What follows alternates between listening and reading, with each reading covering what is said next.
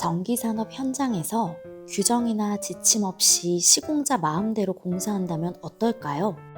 최악의 경우 전기 화재가 발생하는 등 안전사고가 발생할 수 있겠죠. 시공자와 사용자의 생명과도 직결된 만큼 현장에서 따를 수 있는 규정이 존재해야 하는 건 아주 중요한 문제입니다. 그럼 전기산업 현장에서 일하는 종사자들은 어떤 지침을 따르며 일하고 있을까요? 혹시 생각해 보신 적 있으신가요? 단적으로 우리가 실생활에서 사용하는 콘센트만 봐도 분명 누군가가 공사를 해놨기 때문에 우리가 코드를 꼽고 사용하는 걸 텐데요. 그런 공사를 하려면 어떤 규정이나 지침을 분명히 따랐을 거고요. 이런 전기설비 실무자를 위해 마련된 지침서가 있습니다. 바로 한국전기설비규정 핸드북입니다. 한국전기설비규정은 줄여서 KEC라고도 부릅니다. Korea Electro-Technical Code의 약자인데요. 한국전기설비규정을 이해하기 위해서는 전기설비 기술기준을 먼저 이해해야 합니다.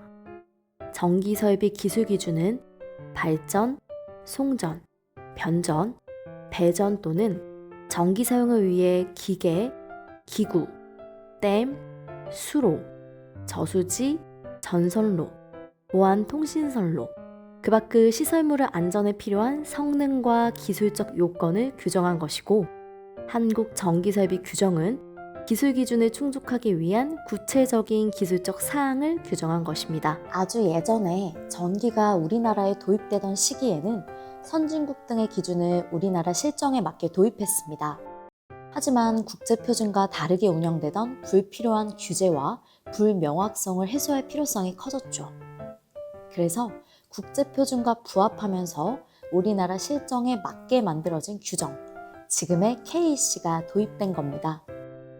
한국전기설비규정 핸드북은 전기설비 실무자를 위해 설계, 시공, 감리, 검사 업무에 필요한 한국전기설비 규정을 해설해주는 책입니다. 지난 2021년 1월 KEC 제정에 맞춰 첫판이 발행되었는데요. 이번 4월 15일에는 개정판이 발간됐습니다. 이번 개정판에는 2021년부터 2023년까지 고시 공고되었던 기술기준 및 KEC의 개정사항을 총망라해 항목별 규정 취지와 주요 내용에 대한 설명이 수록됐습니다. 특히 지난 1월 초안을 마련한 후 한국전기기술기준위원회 심의를 거치는 등 각계의 의견을 종합적으로 검토해 반영했다는 점이 눈여겨볼 지점입니다. 주요 내용으로는 뭐가 있는지 한번 살펴볼까요? 첫 번째로 기술기준 및 KEC 적용 시 해석이 모호한 조항과 시설의 안전보안 및 국제표준 반영 등 개정사항에 대한 상세 설명이 수록됐습니다. 주요 개정 내용으로는 발전용 화력 및 수력 설비 내진 기준, 화재 확산 방지를 위한 천장 은폐 배선 공사 방법, 금속재 가요 전선관 사용 요건, ESS 화재 예방 및 안전 대책에 따른 시설 기준, 전기차 충전 설비 상세 기준 마련 등이 담겼습니다. 두 번째로는 기술 기준 및 KEC에서 사용하고 있는 용어 중 어려운 전문 용어를 쉬운 우리말로 바꿨습니다.